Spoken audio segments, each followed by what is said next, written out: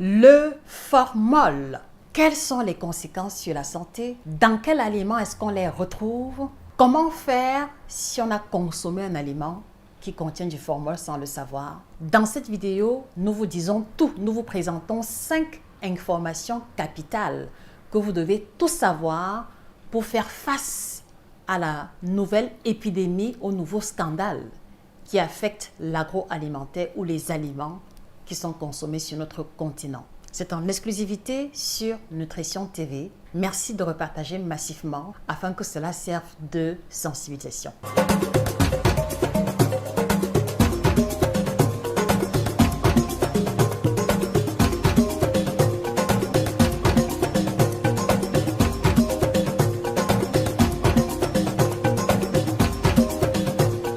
Bonjour à vous, j'espère que vous allez bien. Je suis Josica, votre experte en nutrition tropicale et auteure de 12 ouvrages de nutrition que je vous suggère humblement de vous procurer et qui vous aideront à aller beaucoup plus en profondeur dans l'essence des aliments et des pratiques alimentaires de chez nous. Alors ce matin, nous prenons l'initiative de revenir sur la nouvelle vague de scandales récents où on a découvert qu'il y avait plein d'aliments dans lesquels le formol était utilisé en perspective de prolonger la conservation.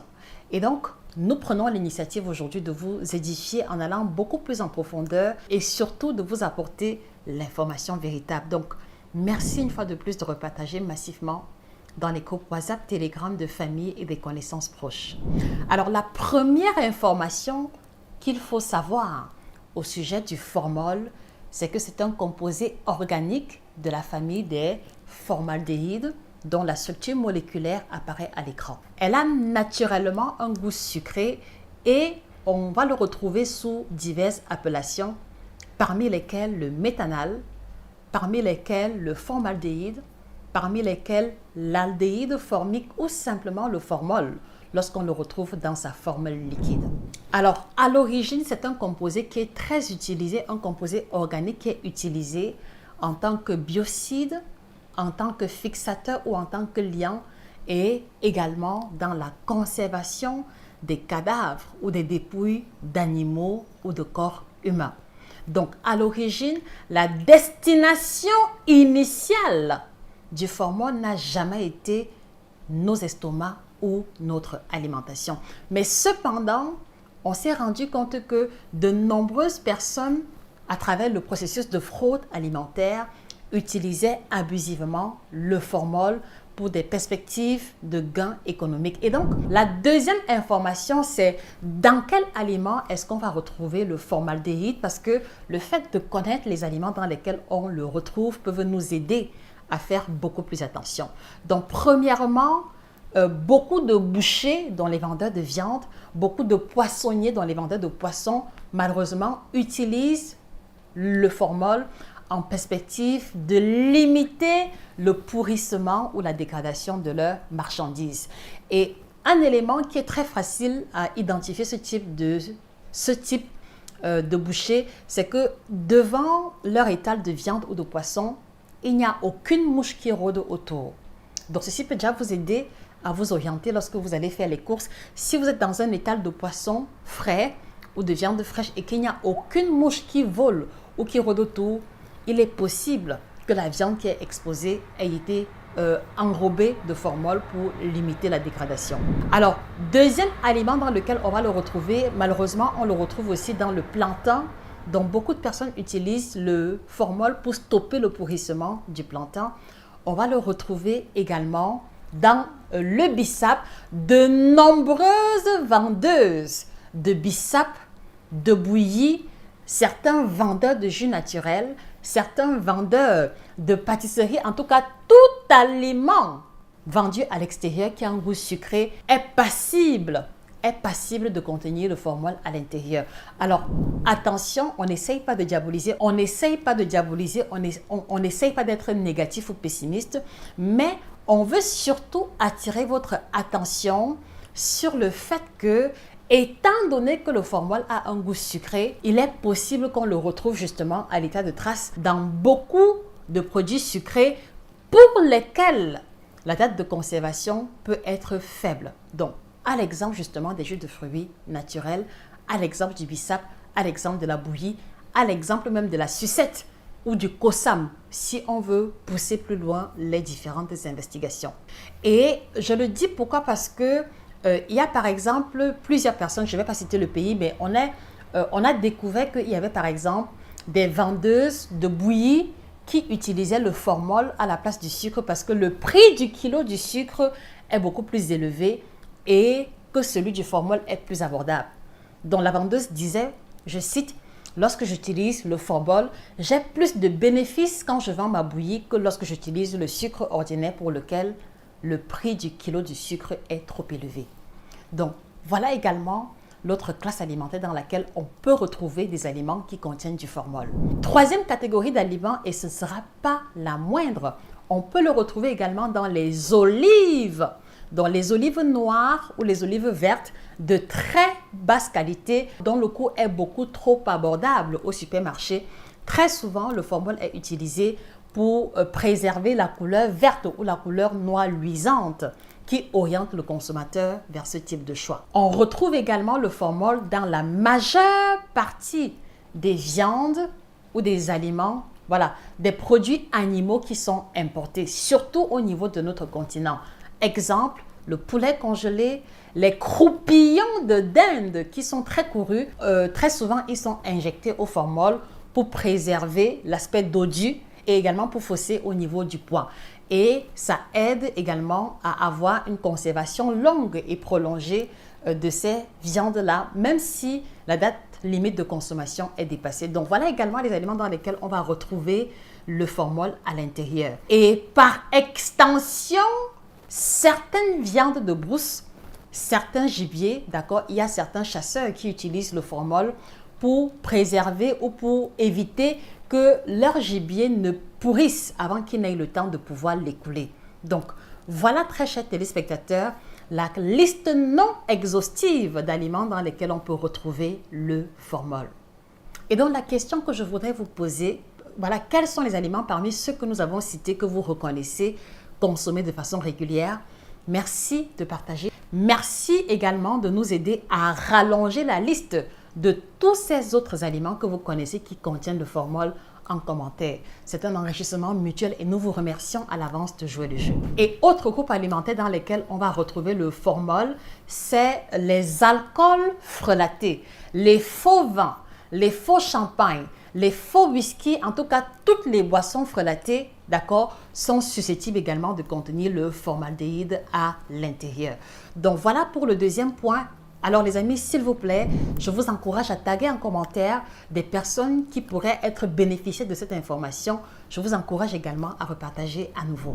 Alors troisième information, qu'est-ce qui va se passer au niveau de l'organisme humain? Quels sont les dangers si l'on se retrouve à consommer de façon régulière les aliments qui contiennent le formol? Numéro 1, on aura une intoxication alimentaire, surtout si les doses ingérées dépassent le seuil de tolérance de l'organisme humain.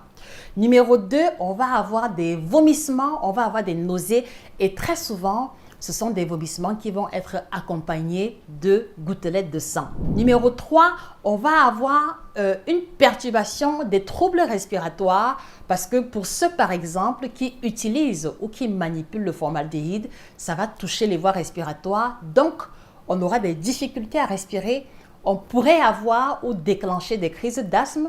On pourrait avoir une sensation de suffoquement et sur le long terme, on va développer le carcinome. Donc, on aura les brûlures des voies digestives, on aura également des lésions au niveau du foie parce que c'est l'organe excréteur des substances négatives, des substances toxiques de l'organisme. Donc, si on consomme régulièrement des aliments qui contiennent le formol, on va donner beaucoup de travail au foie qui pourrait finir par se fatiguer, d'où justement les lésions au niveau du foie, d'où justement également des lésions au niveau des reins et de tous les émontoires en général. Donc, émontoires comme étant les parties du corps humain qui permettent d'éliminer les substances toxiques. Petit rappel, il s'agit du foie, des reins, des poumons et également de la peau. Donc, voilà les parties du corps qui vont être affectées. On pourrait aussi avoir des convulsions, des dermites de contact et pire encore, on pourrait développer ce qu'on va appeler carcinome du nasopharyn. Voilà, donc une forme de cancer. Donc, c'est une substance hautement cancérigène. Alors, je voudrais également préciser que au-delà de l'aspect alimentaire, et ça c'est vraiment pour compléter l'information, on va aussi retrouver le formol dans les peintures, on va le retrouver également dans le bois. Donc, naturellement, les menuisiers sont très souvent exposés au formol naturel qu'on va retrouver dans le bois à travers la sciure. Les peintres, d'accord, et tous ceux-là qui utilisent toutes ces substances chimiques-là sont également exposés. Et on retrouve aussi quelquefois le formaldéhyde dans certains produits désinfectants. Donc, c'est pour ça que quelquefois, lorsque vous allez utiliser des désinfectants ou des produits nettoyants très dosés, vous allez ressentir des irritations au niveau de votre nez ou alors vous pourrez avoir des maux de tête. Donc, voilà par exemple un des éléments qui peuvent vous orienter sur la prise de conscience des aliments qui contiennent le formol qui nous entoure en dehors des aliments qui ont été cités tantôt. Voilà, et même si cela va être surprenant, on retrouve aussi le formol dans un aliment que près de 80-90% de personnes consomment. J'ai nommé ici le sucre blanc. Chaque fois que vous prenez 1, 2, 3 morceaux de sucre blanc dans le café, dans la bouillie, chaque fois que vous allez consommer régulièrement de la pâtisserie à base de sucre blanc, rappelez-vous que dans ces aliments-là, vous êtes en train de consommer également le formol parce qu'il est utilisé dans le processus de raffinage du sucre blanc, déjà à l'étape de la désinfection des betteraves ou de la canne à sucre pour limiter la prolifération des moisissures, des levures, des bactéries, mais également au niveau de la dernière étape qui permet qu'on puisse avoir un sucre définitivement blanc. Donc, même le sucre blanc que vous utilisez au quotidien contient également le formol.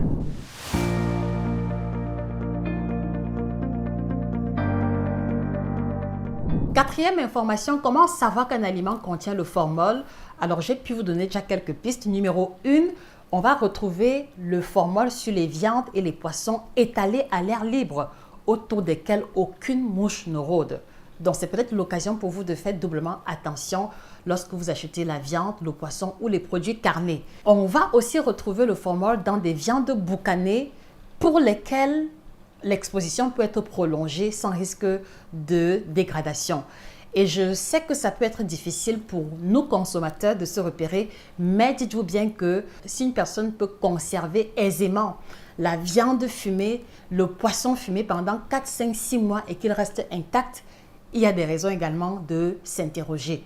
Et ceci me permet également de me rappeler d'un récent scandale où on avait découvert dans un pays d'Afrique que certaines fumeuses de poissons utilisaient les tissus provenant des morgues qui contiennent du formol pour pouvoir fumer leurs différents poissons et à travers laquelle la fumée permettait également une longue conservation des aliments en question. On va aussi retrouver le formol dans certaines bouillies et les bissap, mais maintenant, la différence subtile qui peut aider à se repérer, c'est que très souvent, c'est des bouillies ou des jus ou des aliments très sucrés, un goût sucré presque addictif. Donc, chaque fois que vous allez vous dire que vraiment, la bouillie de ma, oh là, vraiment, ça a un goût particulier, ou le bissap, ou le kosam de moussa, là, ça a un goût spécial. Quand je fais pour moi, le goût n'est pas pareil. Il y a des possibilités de pouvoir s'interroger à ce niveau. Donc, globalement, ce sont des aliments qui vont avoir peut-être un goût particulier pour lesquels, lorsque vous essayez de reproduire en suivant la même recette, que vous n'arrivez pas à avoir de mêmes résultats.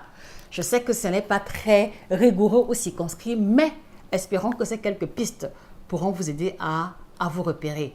Et comme je l'ai dit, on va le retrouver dans les olives très vertes, très noires, brillantes, dont le coût est très moins cher. Il faut véritablement s'interroger. Cinquième information capitale, que faire pour éviter les aliments qui contiennent le formol et que faire également si on se retrouve à consommer un aliment qui contient le formol? Alors, à mon avis, la première règle qui va nous aider à éviter les problèmes, à éviter de trop s'interroger, c'est de faire l'effort de réduire, sinon même de supprimer de façon drastique la consommation des aliments à l'extérieur. Et quand je dis extérieur, je vois les restaurants, je vois les tournes d'eau, je vois surtout les vendeurs ambulants.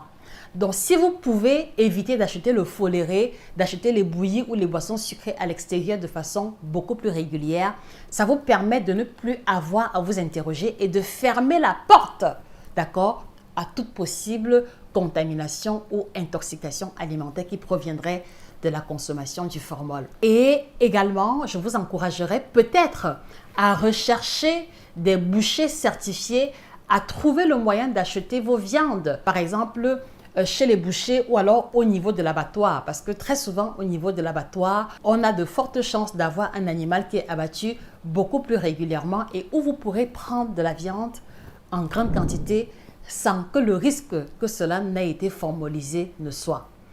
Et pour ceux qui achètent du poisson, peut-être acheter le poisson directement à la pêche pour ceux qui peuvent ou éviter les poissons qui ont l'air très frais et pour lesquels aucune mouche ne rôde autour. Je veux profiter de l'occasion pour attirer l'attention des parents. Donc, prenez le temps de sensibiliser les enfants sur les dangers liés au fait d'acheter les sucettes, d'acheter les jus et les aliments sucrés qu'ils adorent en leur faisant comprendre que cela peut contenir du formol à l'intérieur. Et comme ça, vous n'aurez pas besoin de faire la police après eux. Et également, ce serait peut-être aussi intéressant que les pouvoirs publics prennent également cela très au sérieux en effectuant par exemple des descentes sur le terrain inopinées puisqu'il est possible de contrôler de façon automatique la dose de formol ou les traces de formol sur les aliments à travers l'appareil qui apparaît à l'écran. Donc, si vous pouvez également vous le procurer, pourquoi pas? Je ne sais pas si c'est une piste pertinente pour notre continent, mais il y a des appareils détecteurs du formol qui existent et ce ne serait pas exagéré de s'en procurer un. Et enfin, je vais aussi vous encourager très cher à retenir que tant que vous n'avez pas la traçabilité sur ce que vous mangez, sur ce que vous ingérez, il y aura toujours des possibilités d'être victime d'intoxication alimentaire. Et que je le précise aussi, une ingestion élevée d'aliments contenant le formol peut conduire à des vomissements qui produisent du sang à l'intérieur et également à la convulsion et à la mort. Et donc, c'est aussi l'occasion de s'interroger si la vague récente d'empoisonnement, entre guillemets, qu'on a eu à entendre n'était pas liée probablement à une consommation élevée d'aliments contenant le formol. Et donc, les amis, chers experts, quelle est votre opinion sur cette question, sur ce nouveau scandale qui touche notre continent? Et je précise qu'aucun pays n'est exclu. Quel est votre sentiment? Qu'est-ce que vous pensez qu'on peut mettre sur pied pour ralentir la prolifération de cette fraude alimentaire? Et surtout, voilà, quelles sont les autres astuces que vous avez à votre niveau pour éviter les aliments formolisés? Merci de partager en commentaire et merci une fois de plus de repartager à nouveau à qui de droit pour qu'on puisse sensibiliser au maximum. Et donc, s'il vous arrive de consommer un aliment qui contient du formol, la première chose que je vous demanderai, c'est d'aller directement à l'hôpital. Parce qu'une prise en charge rapide peut permettre à ce que l'on fasse la vidange gastro-intestinale et que cela évite la prolifération du formol qui est une substance ubiquitante. Qu'est-ce que cela signifie? Cela signifie qu'il a la possibilité de se proliférer rapidement dans les différents compartiments de l'organisme. Donc, c'est ça qui fait également sa haute toxicité. Donc, si vous consommez un aliment qui contient le formol sans le savoir et que vous ressentez des convulsions, que vous commencez à vomir, rendez-vous directement aux urgences. Je suis convaincue qu'une prise en charge rapide peut nous aider à éviter le pire. Et également, certains médecins ont recommandé la consommation élevée d'eau qui peut permettre une élimination rapide du formol ou alors la consommation de boissons détoxifiantes. Par exemple, les jus de légumes, je précise les jus de légumes bio dans lesquels on n'a utilisé aucun pesticide, aucun engrais, peut aider vraiment à nettoyer les émontoires puisqu'on a vu que c'était les parties du corps qui pouvaient être rapidement affectées. Donc, la consommation de jus de légumes, de plantes détoxifiantes, sans engrais ni pesticides. Et également, vous connaissez celle que je consomme régulièrement, le kit détox. Mais je n'en ferai pas de l'apologie parce que vous pourrez penser que ce contenu a été fait à des fins de publicité, ce qui n'est pas le cas. À votre santé. Donc, étant donné qu'on ne peut pas savoir, lorsqu'on se rend au marché ou au supermarché, si les légumes, si les condiments n'ont pas été pulvérisés au formol, je vous encourage simplement à laver abondamment la viande ou le poisson, à rincer à plusieurs reprises au vinaigre blanc, au citron, avant de commencer à découper. Donc, surtout pour ceux qui achètent la viande, donc ne découpez plus votre viande au marché. Achetez le gros bloc, vous le lavez abondamment à la maison avant de découper. Et puis également, pour les fruits et légumes, lavez abondamment et laissez tremper dans de l'eau pendant au moins 1 heure. Et puis maintenant, vous faites un rinçage avec le vinaigre blanc ou avec du jus de citron. Ça aide à limiter le degré de toxicité. Donc, voilà, chers téléspectateurs, ce que je tenais à partager avec vous du fond de mon cœur au sujet du scandale des aliments infectés au formol. Merci pour votre attention et donc je vous repose la question, voilà, quel est votre sentiment vis-à-vis de cette situation? Qu'est-ce que vous proposez? Qu'est-ce que vous avez comme idée? Quelles sont les informations complémentaires que vous avez sur la question? Nous serons également heureux d'apprendre de vous. Alors, je précise également que la formation en nutrition tropicale est toujours d'actualité. Merci de découvrir les informations au bas de l'écran et je ne saurais me séparer de vous sans vous encourager à apprendre un peu plus sur l'alimentation tropicale en vous procurant la collection d'ouvrages qui revient sur les thématiques de diabète, hypertension, perdre le ventre, manger équilibré et perdre le poids à partir des aliments africains. Et si vous souhaitez un rendez-vous business ou un counseling ponctuel, merci de nous écrire également via email. C'était Josika, votre experte en nutrition tropicale, passionnée de nutrition tropicale et auteure de 12 ouvrages de nutrition à succès. Merci pour votre attention et que le bien-être vous accompagne définitivement. Au revoir.